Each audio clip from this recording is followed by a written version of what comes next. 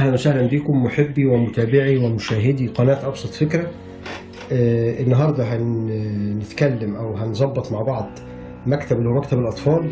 أنا ده شايفه مرمي، مفيش حد بيستفاد بيه، وهتلاقي في بيتنا أكيد حاجات زي كده كتير.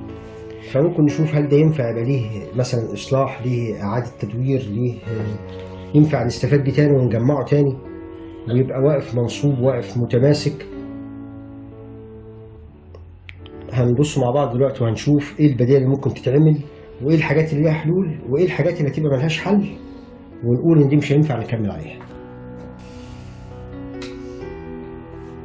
المكتب ده الخشب بتاعه اللي هو الجزء اللي من فوق، المشكله اللي فيه ان هو مكان المسامير بتاعته اتبهدلت، مكان المسامير بتاعته خلعت كلها، وبالتالي مش نافع ان هو يتربط تاني. الاربعه زي ما انتم شايفين المنظر، لو الكاميرا تقرب كده على ده، لو الكاميرا تقرب على الفتحات دي، الفتحات الاربعه متبهدلين. فاحنا عملنا ايه؟ جبنا مسطره وجبنا قلم وسنترنا هنا من اول الزيرو اللي هو المكان اللي فيه السنتر بتاع المسمار القديم، المكان اللي اتكسر، وعملنا علامه هنا، عملنا بلس، يعني بمعنى ادق ان احنا رحلنا الفتحه اللي هي اللي بايظه او اللي فيها المشكله، رحلناها مقدار 2 سم ونص، يعني بوصه وربع. تمام. وهنيجي نعمل علامه هنا، وهنجيب بنطه رقم 9 وهنركبها في الشنور بتاعنا، وهنعمل 4 فتحات بكل فتحه بنفس المقياس. ان احنا هنعلم العلامه بتاعتنا بنفس المقياس، هنيجي في الثانيه نفس المقياس، نتحرك بنفس المقياس، والثانيه نفس الكلام. كويس.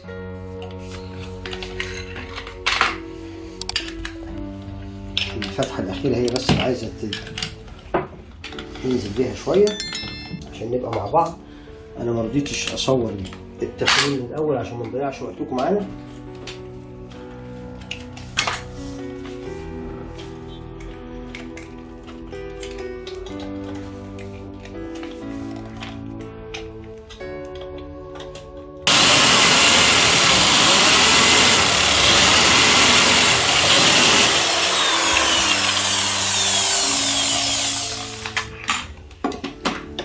دي كده الفتحات اللي هنركب فيها الفيشر البلاستيك اللي زي دون، اللي هيربط فيه المسمار. طب لو احنا مش عارفين نوصل للفيشر ده، مش عارفين نشتريه او مش عارفين نوصل له، او القديم اللي فيه كان بايظ، في حل تاني ابسط وهيبقى عملي اكتر، ان احنا هنكمل نفس الفتحه دي للاخر خالص. هتبقى الفتحه دي للاخر تبقى نافذه لورا في المكتب، وهنجيب مسمار 10 بصاموله وورده، مسمار عادي خالص زي دون بصاموله بتاعته، وهنيجي في الفتحه اللي احنا عملناها، وبدل ما احنا قلنا ان دي مكمله هيركب فيها الفيشر، هنخلي المسمار يركب من اول الخشب من هنا ويبقى طالع من الناحيه الثانيه.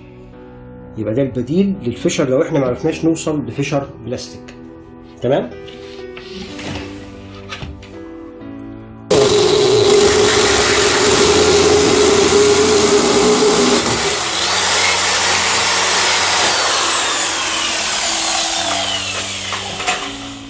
انا كده عملت ده عشان حضراتكم بس تبقوا فاهمين الفكرة أو عارفين الفكرة العملية.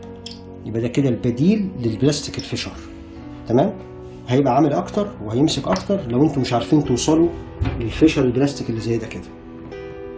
تمام. لو المنظر باين بتاع الفيشر البلاستيك ده، الفيشر البلاستيك لو مش عارفين نوصل لفيشر زي دون، هنعمل نفس الفكرة اللي احنا عملناها دي، هنخلي الفتحة للآخر ونربط المسمار رباط عادي خالص. بعد ما ركبنا المسمار من الناحية الخلفية من الوش بتاع المكتب من هنا، هنقلب ده كده، وهنجيب الجسم بتاع المكتب اللي هو كان فيه المشاكل وسايب معانا، هننزل ده كده نزل مكان المسمار اللي احنا طلعناه من الناحية التانية، وهنجيب الصامولة بتاعتنا العادية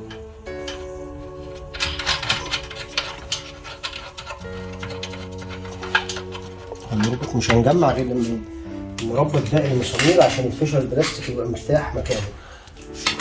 هنيجي كده، ده المكان المسمار القديم احنا رحلناه 2 سم ونص عشان نخليها في حته خشب تكون مكان كويس، ما يكونش فيه اي كسر ولا اي حاجه.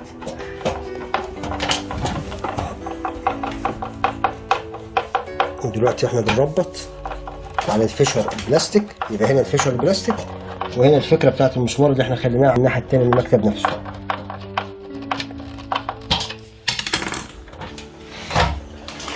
الناحيه التانيه هنظبط ده كده المكان اللي كان متكسر، وده الفيشر البلاستيك اللي احنا ركبناه بعد ما رحلنا برضو 2 سم ونص، نفس المقدار اللي احنا رحلناه في الاتجاه المعاكس بتاعه. وهنربط المسامير بتاعتنا.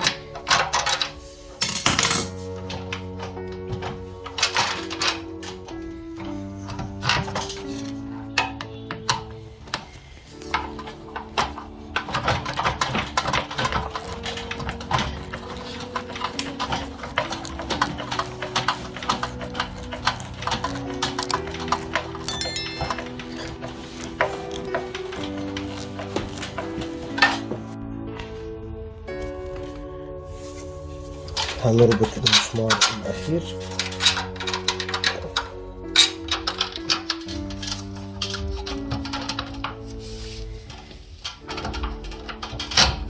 برضه في الفيشر البلاستيك اللي احنا مركبينه في الخشب نفسه.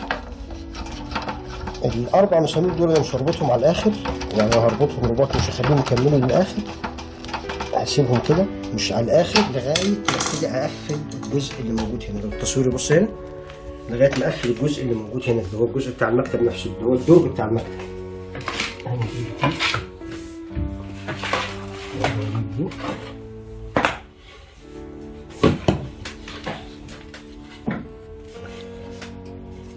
المفروض دي مربوطه في الفتحتين اللي هنا دول، تمام.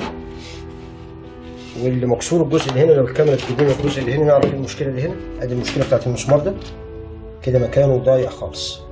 هنعمل له بديل دلوقتي حالا مع بعض وهنشوف، بس نربط الاساس بتاعه الاول. احنا قلنا الاول مش هنربط الاربعه لغايه نربط الاساس بتاعنا بتاع الدرج المكتب نفسه.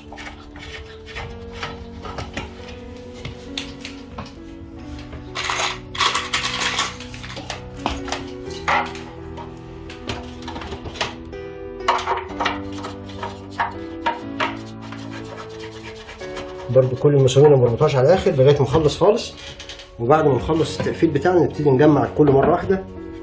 المفروض ده المسمار اللي رابط هنا في المكان المكسور اللي احنا هنعمل له استعاضه او هنعمل له بديل علشان نتفادى الحته المكسوره في الخشب نفسه.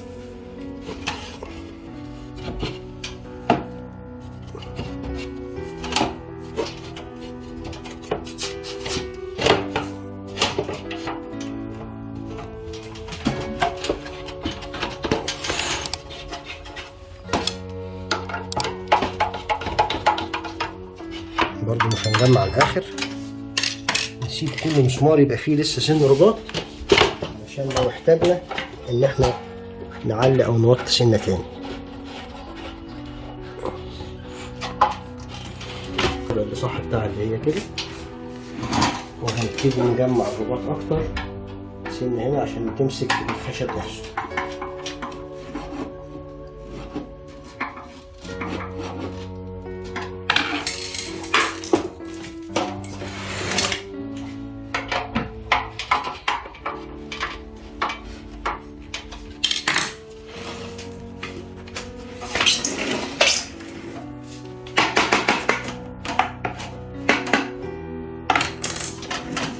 عايزين نخلي المكتب بالوضع ده كده.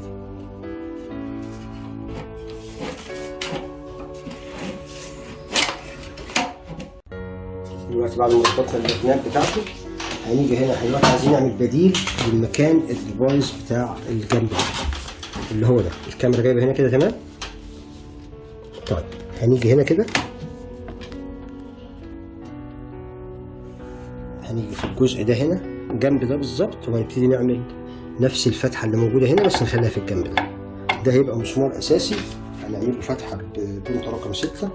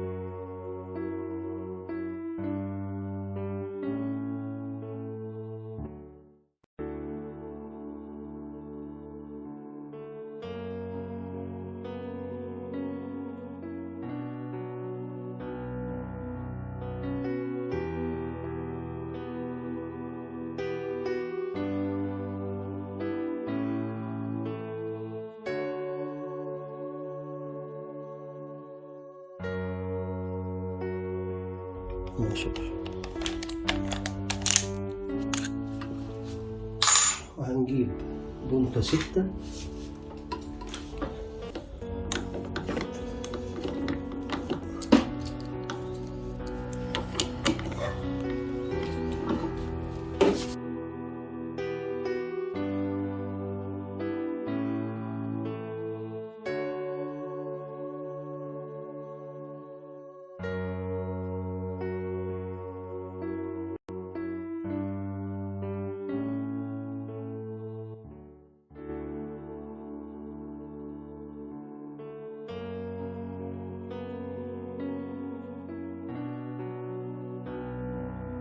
هنيجي الجنب التاني ونعمل نفس الكلام فيه هنا برضه.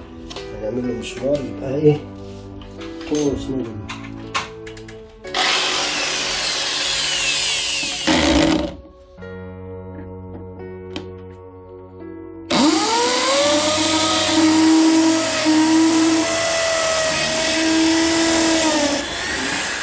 ماشي. هنجيب مسمار كده.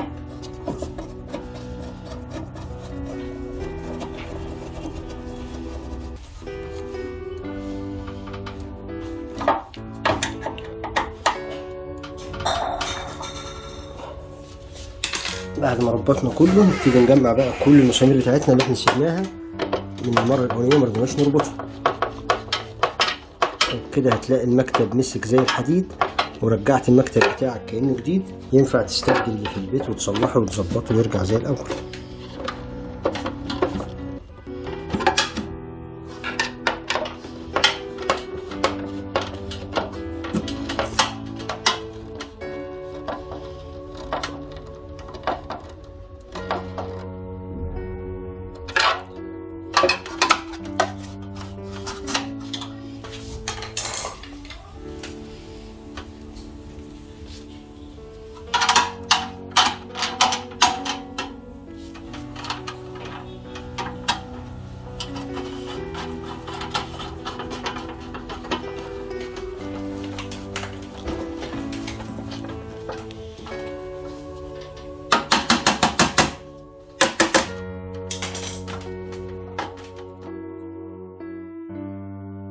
كده المكتب رجع زي الحديد، مسك تمام التمام ورجع زي الاول واكتر.